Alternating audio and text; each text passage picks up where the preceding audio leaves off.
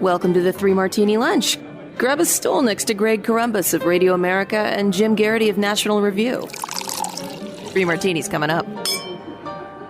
So glad you're with us for the Tuesday edition of the Three Martini Lunch. We've got good, bad, and crazy martinis for you. Today, we're going to have a follow-up on yesterday's good and bad martinis as it relates to trade. Apparently, the 3 p.m. phone call, as opposed to the 3 a.m. phone call we always hypothetically hear about, went better than expected with Trump and Trudeau. So another pause on tariffs, which is great. We'll also be hearing from Pete Buttigieg, who now thinks it is appropriate to make political attacks in the wake of the D.C. crash from last week.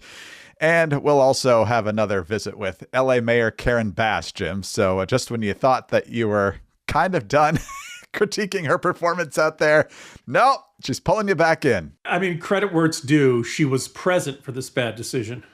I know they say 90% of life is showing up, and she's failed in some of that areas lately. So I guess we should give her credit for that one.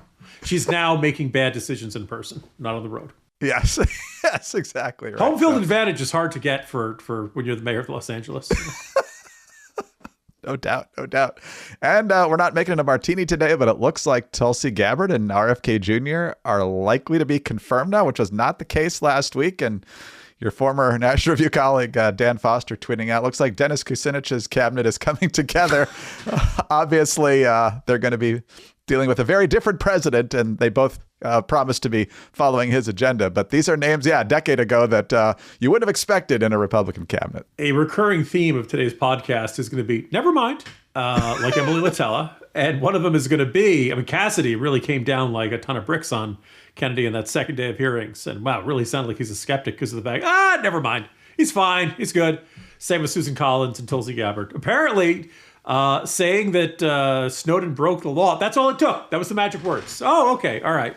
Kennedy's out of committee. Gabbard's vote is this afternoon. And based on those key senators' intentions, it doesn't look like there's going to be a ton of drama on the Senate floor. But we will see as time goes on. But before we get to the good martini, our perennial good news, Omaha Steaks. Just had Omaha Steaks burgers again several days ago. My wife was like, we still have burgers in the freezer. Would you like those tonight? And of course, the immediate answer is yes. Of course, I would love an Omaha Steaks burger. Great size, great portion, great flavor. Can never go wrong with the burgers. Can't go wrong with the steaks. So tender. They give you spices. Mrs. Karamas does her own thing with them, which of course is absolutely delicious. Omaha Steaks is not only fantastic food. You can order what you want in the box, but you can also subscribe now, which will not only allow you to choose, once again, how much you're getting and at the pace that you're getting it, but it'll also lock in your prices for the long term. Visit omahasteaks.com/3ml and get 12 free burgers and free shipping for the life of your subscription, plus an extra 10% off today and on every subsequent subscription shipment. So from extra aged steaks to decadent desserts, every bite is backed by their 100% guarantee. Make life easier by subscribing to the best. Subscribe to Omaha Steaks. Visit omahasteaks.com/3ml and get 12 free burgers and free shipping for the life of your subscription, plus an extra 10% off today and on every subsequent subscription shipment. omahasteaks.com/3ml. All right, Jim, we started recording yesterday. We had just gotten the news that there had been a 30-day pause as it relates to the tariffs applied towards Mexico. Trump and Claudia Sheinbaum agreeing to certain terms, including 10,000 Mexican troops at the border to provide better security, trying to keep fentanyl out, trying to keep illegals from entering the country and so forth. But as of the first call with Canada yesterday morning, there had been no deal. But as the trash talk, if you want to put it that way, escalated over the last several days, we got a very similar response after that call yesterday. Trump tweeting out, Canada has agreed to ensure that we have a secure northern border and to finally end the deadly scourge of drugs like fentanyl that have been pouring into our country, killing hundreds of thousands of Americans while destroying their families and communities all across our country. Canada will implement their $1.3 billion border plan. As per Prime Minister Trudeau, we'll be reinforcing the border with new choppers, technology, and personnel, enhanced coordination with our American partners, and increased resources to stop the flow of fentanyl. Nearly 10,000 frontline personnel are and will be working on protecting the border. In addition, this is new from their previous plan up in Canada, They're planning on appointing a fentanyl czar and listing cartels as terrorists, just as Trump recently did, ensuring 24/7 eyes on the border, which I would think should have already been the policy, but, that's just me. Launch a Canada-U.S. joint strike force to combat organized crime, fentanyl, and money laundering. And Trudeau has also signed a new intelligence directive on organized crime and fentanyl, and backing that up with $200 million. So, Jim, I guess both sides can claim that they won here. I always wonder whether this could have been done in a phone call as opposed to threatening the tariffs. Maybe the public pressure does get you some of these things that you wouldn't have gotten otherwise. But at least for now, both on our northern border and our southern border, things have backed off a little bit. And hopefully we really do get much better border cooperation. Well, let's begin our first never mind of the of the podcast, because we've heard the saying, this meeting could have been an email. This entire trade war could have been an email. Please do this. Justin, don't make me get rough with you. And my guess is that Trudeau, a bunch of the border plan they announced back in December. They were already planning to do this stuff, but they reiterated that they're going to do this stuff. We got a fentanyl czar, Greg. A fentanyl czar. A month from now, we might get a second one. That's, look, I prefer, I prefer jaw to trade war. I prefer, I would very much prefer this to see the tariffs go into place. Although I point out, Wall Street Journal business section, steelmakers hike prices ahead of tariffs. I don't know if the people buying that steel get a refund or if the prices come back down again. But just imagine if you are let's say an automaker in, somewhere in your home state of Michigan, and you get some of your parts from Canada, and you had the possibility of the tariff going from 0 or 1%, or less than 1% really, to 25%. And now they're not for at least a month, but starting in March, maybe you're going to pay a lot more. Maybe not. It all depends on how conversations between Trudeau and Trump go. You're just going to have to wait and see. Similar dynamic if you're getting stuff from Mexico. We had talked about how gasoline prices in the Midwest would go up considerably because they go to Canadian refineries, then come back over here. Well, imagine you're running a trucking company and you're trying to calculate what your fuel costs are going to be throughout the spring. Well, you don't know. It could be considerably 20, 30, 40 cents higher, depending if these tariffs go into place. Businesses do not like uncertainty. Businesses do not like unpredictability. And right now, we have a very unpredictable state of affairs between Trudeau and Sheinbaum and Trump. And I'm glad that it was a 30-day. There's one school of thought that says Trump never meant any of this. As soon as the market started tanking, we knew he was going to take whatever offer was on the table, take it, declare it a win, and this was always meant as a negotiating tactic. And I'd like to believe that. And if that's the way things shake out, great. However, Trump keeps insisting that the tariffs are the Swiss Army knife of policy, and they always are going to work. Someday we're going to replace the income tax with this. It's a floor wax. It's a dessert topping to keep these dated Saturday Night Live references going on. Everything could be solved with tariffs. And when you talk about that stuff, it makes people think it's not really just a negotiating tactic, and then you end up with this great deal of economic uncertainty there. So hopefully in the next month we get a good deal of agreement. We had U.S. Mexico-Canada trade agreement in place, negotiated by Trump's team, signed into law by Trump, and then Trump gets into office and says, I don't like this anymore. It is not a good formula for economic stability, with a lot of far-reaching ramifications for U.S. businesses. Yeah, it'll be interesting to watch. The price at my local gas station bumped up about 15 cents over the last couple of days. So it'll be interesting to see with this 30-day pause whether that comes back down or whether they're going to wait to see what happens in the next 30 days. And we'll end up paying higher gas prices over that time. Jim, you make a good point about the fentanyl czar, but why is it always a czar? Why can't it be a Kaiser or a potentate or an emperor or emperor? Emir? Yes, sultan. Sultan's good. Yeah. I am the fentanyl sultan. Actually, because he gives this image of drug dens or something like that. But no, you're absolutely right. I simply as part of my staunch anti-Russian position, we should not have any government czars anymore. So what's the Irish equivalent of that? Do we know what that is? Drunk. Byzantine emperor is what I would go with as a Greek, but nonetheless, hopefully things cool off here and our prices won't go up anymore. In fact, they'll go back down. That would be great. All right, let's talk about some more good news, because if your business is affected by fluctuating prices or interest rates or inflation, that can make a big difference on your bottom line. But those are things that are generally beyond your control.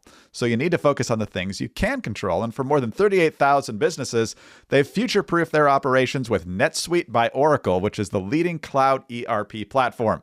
It integrates key business functions like accounting, financial management, inventory, and HR into one seamless system. Closing your books in days and not weeks means that you spend less time on past reports and more time focusing on future growth. This efficiency will let you shift your attention from historical tasks to strategic initiatives that will drive your business forward. Actual business owners, business experts will tell you there's just so much going on right now. You've got to take stuff off your plate. And there are tools to do that now. And the best ones out there are NetSuite by Oracle. Let them do those tasks for you. The accounting, the HR, the inventory, all those things. That frees you up to do what you do best. Plus, you can also download the CFO's Guide to AI and Machine Learning at netsuite.com/martini. The guide is free to you at netsuite.com/martini, netsuite.com/martini. All right, Jim, on to our bad martini now, and on to Pete Buttigieg, the former mayor of South Bend, Indiana, now lives in Michigan, clearly angling for a U.S. Senate seat now. He's already said over the weekend that he's not going to run for governor. There had been speculation about that before Gary Peters said he was going to give up the Senate seat. Buttigieg says he's very seriously looking at that Senate seat. I guess that would have been Thursday, Trump took to the briefing room to talk about how much of a disaster Pete Buttigieg had been as Secretary of Transportation, which I think you and I would mostly agree with. Whether that was the time and place to mention those things is a different question. But Buttigieg has now decided, after a response calling the president's timing despicable last week, that now is the right time to place political blame for what happened last week when the passenger jet and the Black Hawk collided. Buttigieg tweeting out, "They can't spin this away. The Trump administration contacted air traffic controllers offering buyouts to leave their jobs. It's a very easily proven fact." Well, Guy Benson over at Town Hall, you probably know him best from Fox News, writing on this and saying, actually, that offer wasn't made to air traffic controllers. If it did end up in their inbox, it was by mistake. And oh, by the way, that even if it was, it's not something you have to accept. And so it's not like it cleared out the tower the second that that email was sent out. But Buttigieg, once again, playing fast and loose with the truth, Jim. I know that shocks you. So I actually almost admire Buttigieg's, rhetorical sleight of hand here. And because let's look at the tweet and let's kind of keep in mind, they can't spin this away. Has anyone tried to spin this away? Right. The Trump administration contacted air traffic controllers offering buyouts to leave their jobs, period. It's a very easily proven fact, period. Now, nowhere in there does he actually say the connection that he knows he's going to make in your mind, which is that, well, that's why the accident happened. Right. Nobody's made, not only that, the Associated Press, not exactly the most knee-jerk defender of President Trump and the Trump administration, says there's no evidence that the White House effort to downsize government played any role in the collision, with shortages of air traffic controllers long predating Trump taking office. Hey, Greg, who was in charge of the Department of Transportation? I'm picturing this like little Alfred E. Newman guy. Real little guy. Buttigieg, yeah. There you go, right? So it's kind of like if I had said, Greg, you can't spin this away. You say you're a Chicago Bears fan, but you were born in the home state of the Detroit Lions. It's a very easily proven fact. It just dawned on me. I don't know that you're born in Michigan. I just kind of assumed that. But nonetheless, you grew up there. Yes, but that doesn't mean you're not a Bears fan. It doesn't, they did offer those buyouts, and but that has nothing to do with the crash. And he just kind of gets there. I think it was when I was away. Was it you guys were talking about the likelihood in which he was going to run for Senate instead of governor?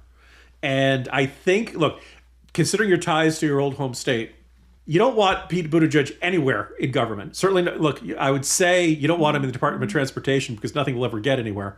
But given a choice between governor with executive power, actually running the state government, or the Senate being just another Democratic senator voting yes or voting no on anything Trump wants to do, and filibustering as often as possible. Like, all in all, don't you think that latter job fits him a little better?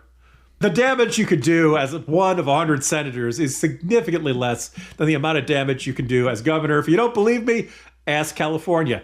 Kids, that's called foreshadowing, our third martini.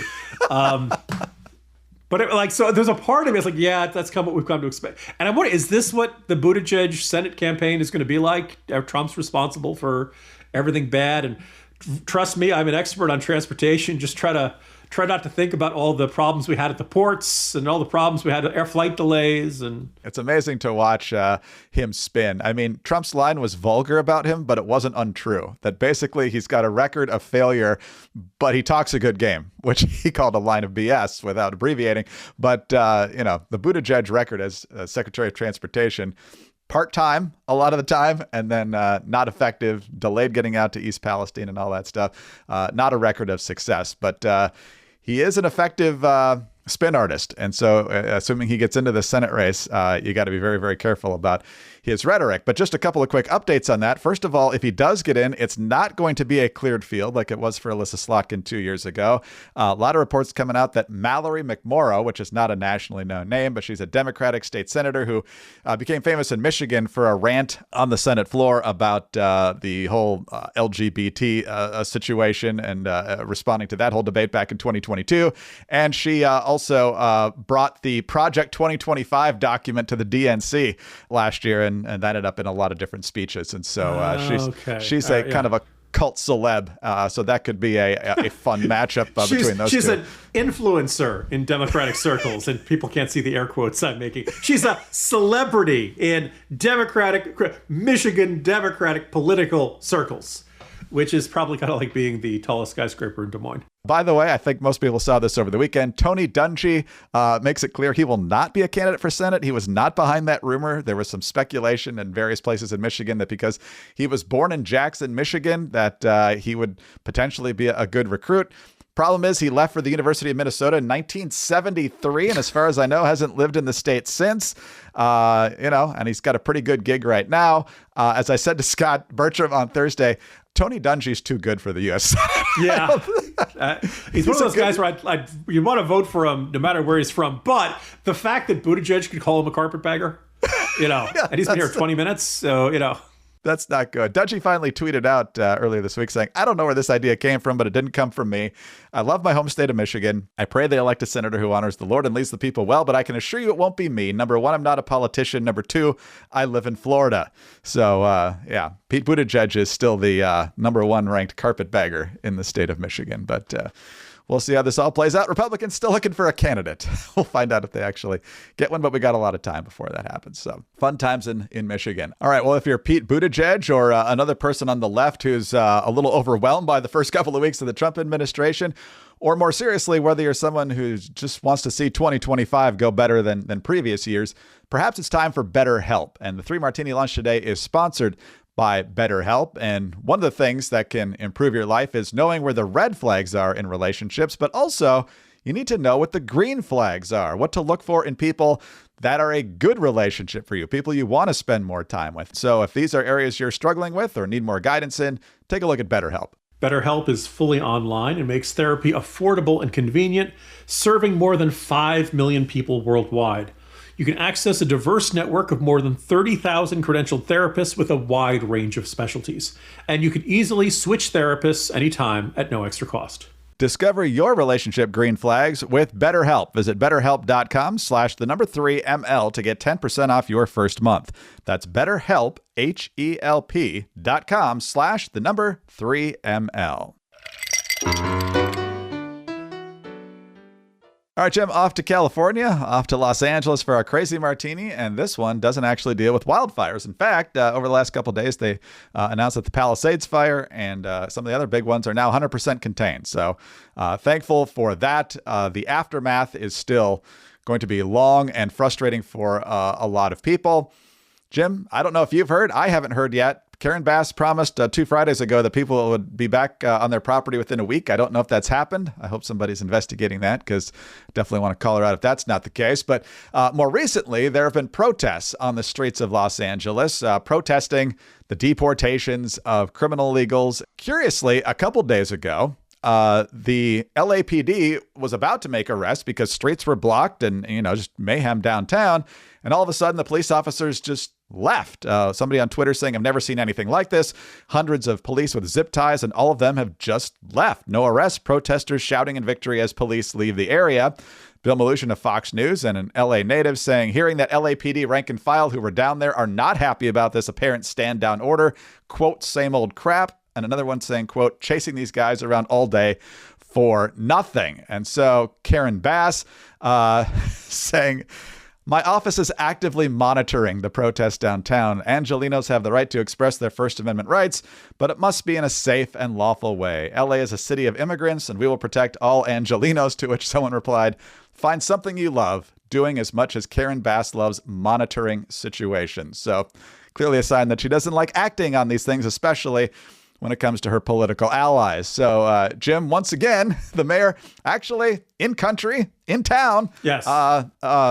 Mayhem happening right in front of her, but not acting on it. So this strong argument that having her in the city on the day the wildfires broke out instead of in Ghana would not have made that much of a difference. She would say, look, I am monitoring the flames. They are getting closer. I'm monitoring them closely, and they keep getting me closer, So a little more than a week ago, over in the corner, I listed out the steps of a recall and what it's going to take. I know there's a whole bunch of people who've signed a change.org petition. That's very nice, but that's not actually it's got no force of law.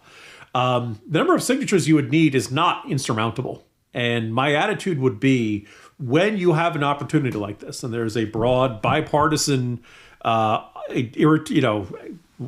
in some cases maybe even rage at Karen Bass. If it was Ari Emanuel, the brother of Rahm, the Hollywood super agent, who said, if it's true she wasn't in Ghana that day, then it's dereliction of duty. Trust me, sir, this is pretty well proven here.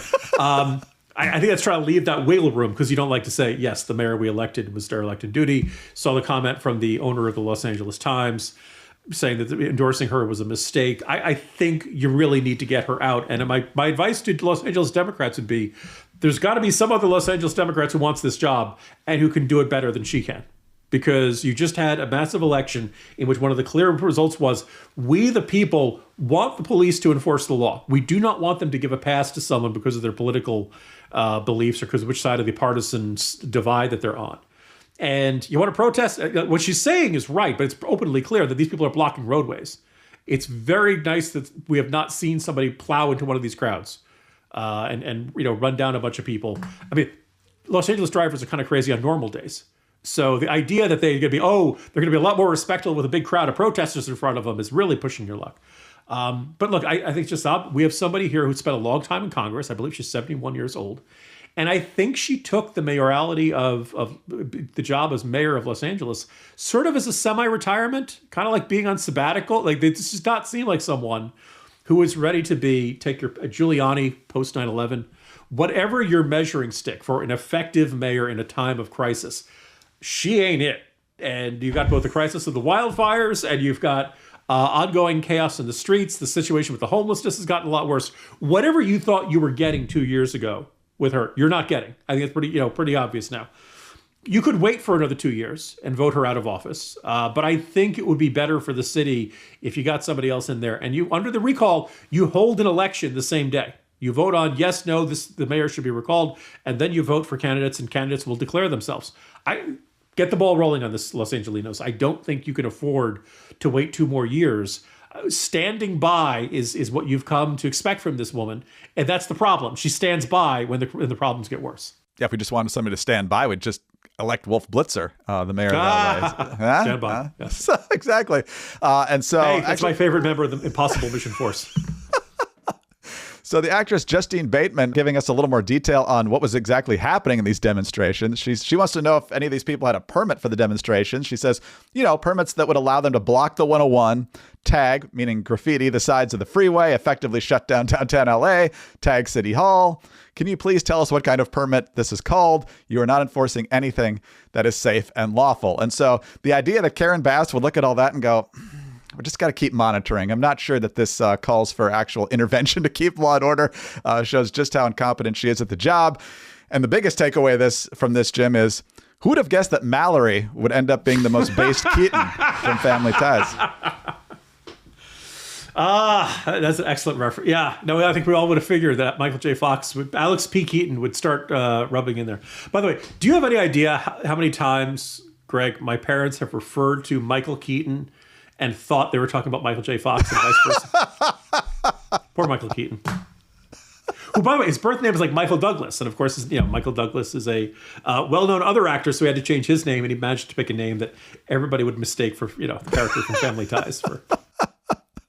Justine, Mallory, great job. It takes courage to do that when you're based in LA. But I think if Alex P. Keaton was a real person, I'd be curious to see where he'd be in the pantheon of our politics right now. But I don't know if there was a reference to him in Spin City, another Michael J. Fox show. They had some line of dialogue where they said this Ohio Republican political consultant named Alex Keaton or something like that. They also did one where he had Christopher Lloyd did a guest appearance. And so there was kind of a Back to the Future reunion there. So. All right. Well, we know enough about Karen Bass to know whether she's up for this job. And the answer is clearly no. Same goes for Pete Buttigieg for another promotion because he hasn't really done well in any of the previous jobs. So coming full circle, Jim, have a good Tuesday. See you tomorrow.